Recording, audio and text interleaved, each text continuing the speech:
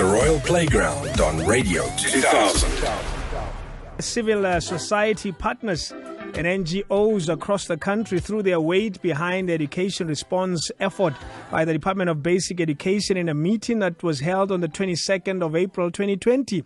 Hosted by the DBE, the National Education Collaboration Trust, the National Association of Social Change Entities in Education. This highly successful civil society consultative meeting was another bold step in solidifying a comprehensive strategic response to the challenges facing education during COVID-19. We'll be talking to Godwin, Khosa, CEO of the National Education Collaboration Trust, and also a representative of another organization, obviously, that's involved in this, and that's the Civil Society, a National Association of Social Change Entities in Education, really just to get a sense of how it all went down. You know, what were some of the issues that were discussed? What resolution did they come to? You know, in these meetings, you have to walk away with some resolution. What were some of the agreements, and what exactly will they be implementing? And also, it'll be interesting to know who exactly are these people that are involved in organizations and NGOs that are involved behind the scenes,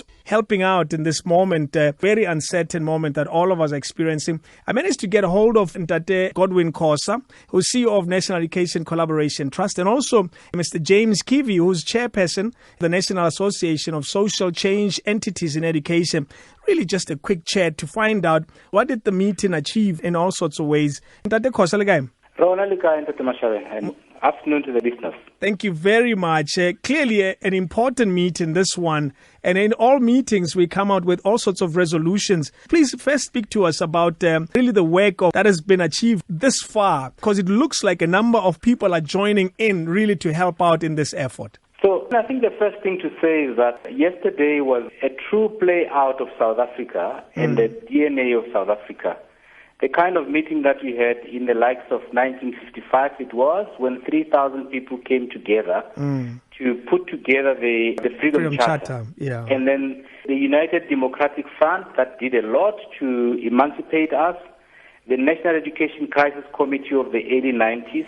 Yesterday, a similar meeting was held between the Department of Basic Education, NECT, NASCEE, and a range of NGOs and education funding partners. So those who put money from private pockets into education improvement.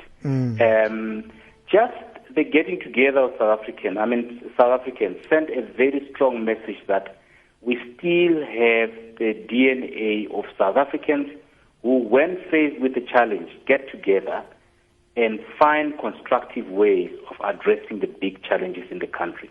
So COVID-19 was attacked in that manner yesterday when over 74, leaders of NGOs and government and education funders spoke about what is it that is being done now and what will be done in the next 6 months, 18 months to recover in the education space. Using the analogy of the Congress of the People in those many years when the Freedom Charter was put together, what are some of the key agreements that came out of this very important meeting? So there are a couple of agreements that were arrived at and supported quite widely. In fact, just an appreciation of the complexity and the emergency around this education response to COVID-19. I think the Director General and the Minister did a very good job of letting everybody understand how complex and delicate the challenge we're dealing with. But after that, they then showed us what is being done within government to prepare and to safeguard the learning space as well as the safety of our kids from this pandemic. But otherwise, all of us agreed that in the next month to the next 18 months, we won't be engaging in the same way that we did in the previous years. We won't be walking into schools like we do or did as NGOs, so we have to find new ways of engaging with schools to protect our kids, their health and safety.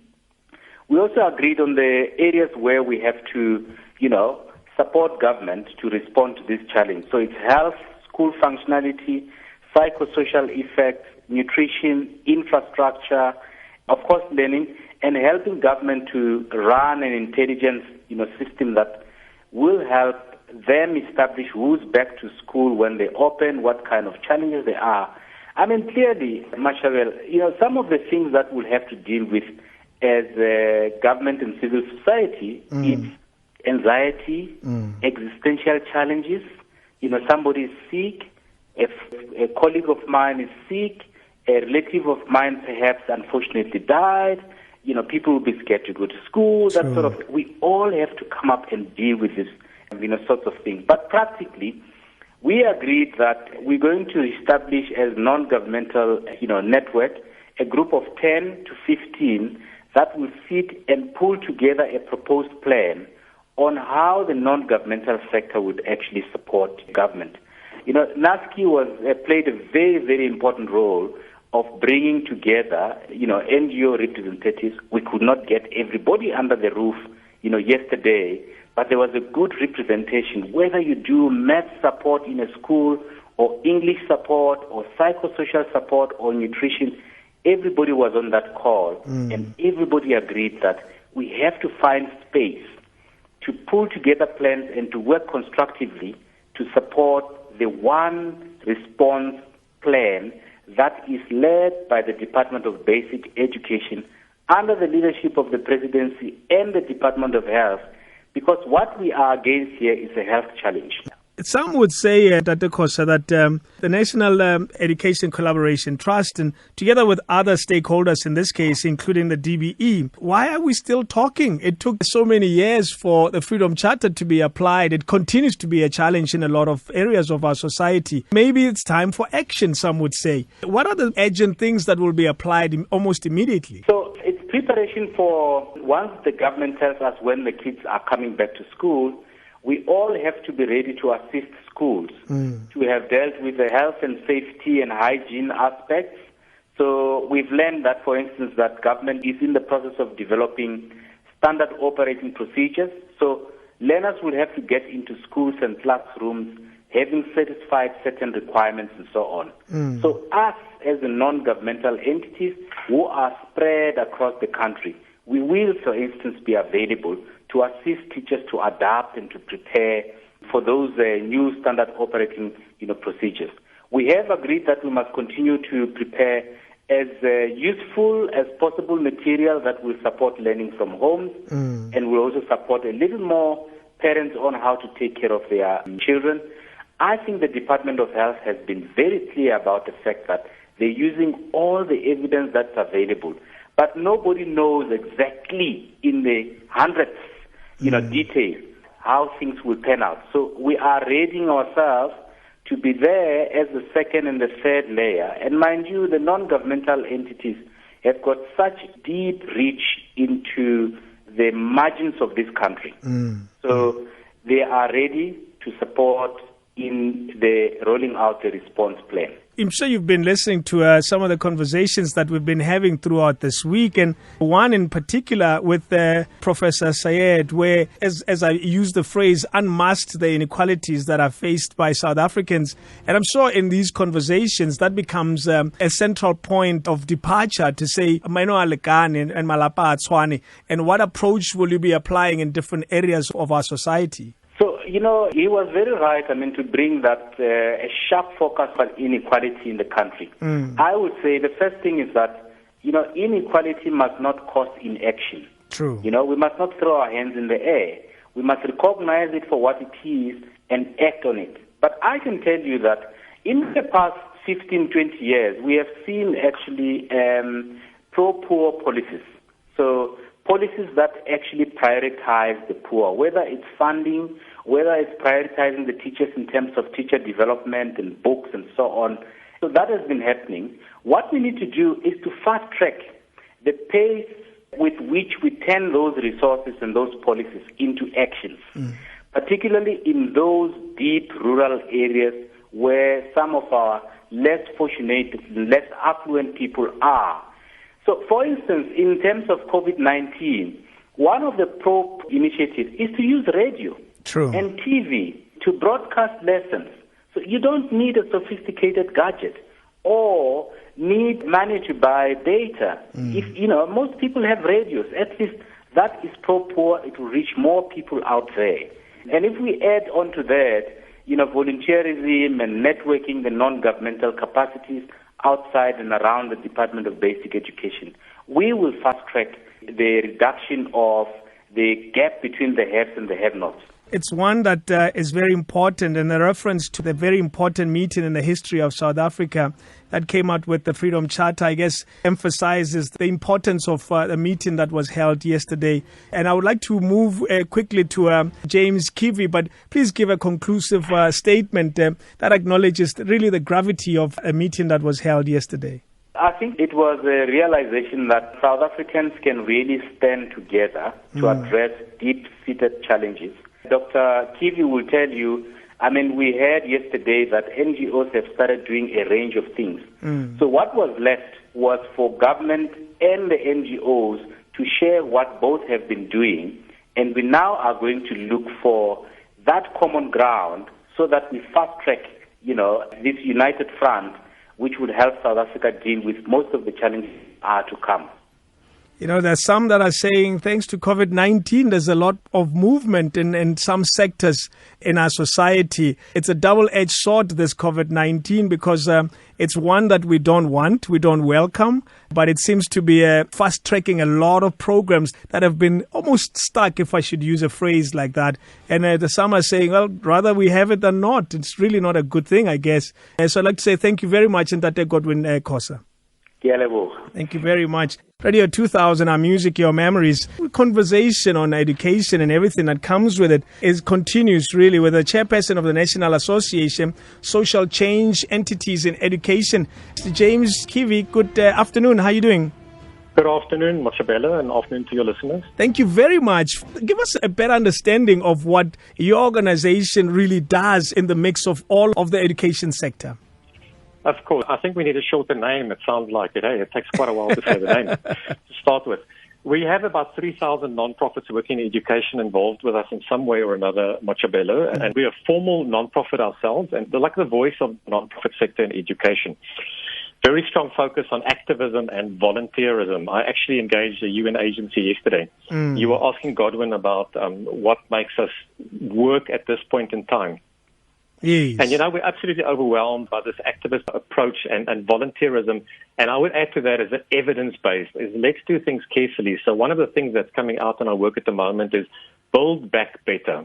So yes. We know before COVID-19, our system was broken. Our system had a lot of dysfunctionalities in. So how about using this opportunity to fix that while we address the very urgent things and definitely focusing on those marginalized and poor, as Godwin has said. So we're very excited to be part of this, and we've got a couple of things on the ground, and I don't know, do you want to be quickly to run through them? Please, go ahead. 5 things we're doing at the moment which you can watch out for.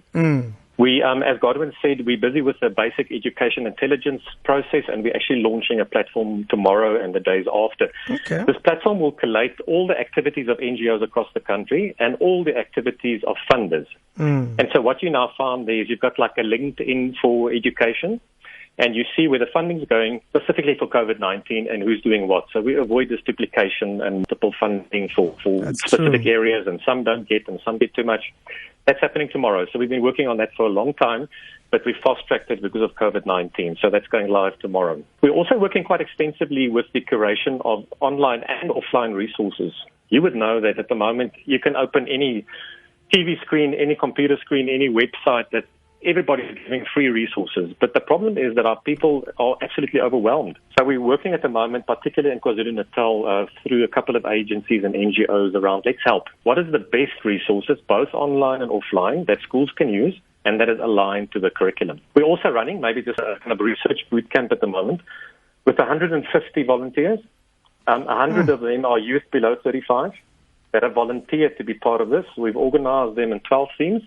These 12 themes are doing real-time research that is informing government decisions now. Wow. Okay. And it's really exciting stuff. We put out ads for these young people to apply just before the lockdown, 2 days before the lockdown. We got 325 applications. These are teachers, people that are busy studying, and a couple that have finished studying. And these 150 researchers are now paired off with senior researchers and some international experts.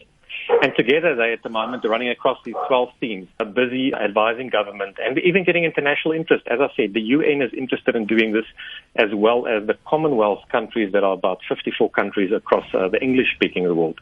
So it's exciting times. I think the NGO community has come together quickly. We've been off the ground very fast, and we're supporting the DBE and the NECT. It's not our job to do what they do, but we are supporting them wherever we can, and this is just some examples that I've given you, and I can give you some more if you want. I was about to say that don't we run the risk of stepping on each other's toes? I guess a meeting like one that took place yesterday clearly outlines who will be handling which corner of this bedspread that we're all trying to look after. Exactly. No, we absolutely, duplication is a disaster. But we also know at this time, and I've got this quote, I don't know if you about this quote from Dr. Tedros that heads up the World Health Organization. He says one of the great things in emergency response, and anyone who's involved in emergency response will know this, if you need to be right before you move, you will never win. That's true. Perfection is the enemy of good when it comes to emergency management. Speed trumps perfection. And the problem in society we have at the moment is everyone is afraid of making a mistake. Everyone is afraid of the consequence of error. But the greatest error is not to move. The greatest error is to be paralyzed by the fear of failure. So, yes, we must be careful not to duplicate. And we're aligning with the ministry and with the NECT. There's no sense of us trying to do their work. So the conversation with Godwin was important because it shows you that from all angles, people are coming together. Do you mind highlighting some of NGOs or NPOs that under your umbrella you represent? Just a few. Okay, so there are many in the country. I myself are from State Education Services, a research entity. We've got NPOs like the NECT itself as an NGO, just know that. So Godwin is an NPO itself. Then we've got like the Catholic Institute of Education, just to give us some examples. Maltino, that focuses on reading and learning. Okay. And so I can go the Zenix Foundation, that funds education in many areas. There's a long list of these foundations. The Learning Trust, I can give you a long list. We've got over 3,000 that are in different ways involved, and about 80 that are at the core of what's happening at the moment. But it's growing. And it's as if the timing has just been good. You know, they say every crisis has an opportunity. Absolutely. And some say don't waste a crisis. I guess this is one of those moments. And we're moving. We're moving as a country, as an education system. And I want to just go back to that quote. And this is actually a quote from one of the NECT's teams. Build back better. This is the chance now to build back better. We had problems in our system in the past. But this has like mobilized us, to take your point around the Freedom Charter, it's mobilized us to put aside our differences and build back better. So let's do it. And we're ready for it as an NGO community. Thank you very much. I really appreciate the time you've given us. Thank you very much. Thanks, Mashabela. Take care. It's Mr. James Keevy, who's Chairperson of National Association of Social Change Entities in Education. King David on the Royal Playground.